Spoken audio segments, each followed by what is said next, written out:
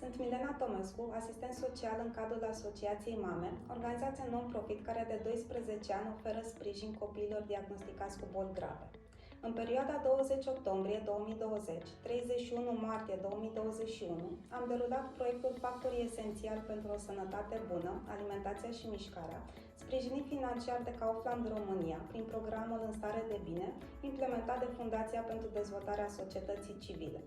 Mulțumită acestei finanțări, 50 de copii au învățat în cadrul sesiunilor de consiliere nutrițională, care sunt principiile de bază ale unei alimentații sănătoase, iar alți 40 de copii au înregistrat progrese importante în procesul de recuperare medicală fizică de care aveau nevoie, ca urmare a perioadelor lungi de spitalizare.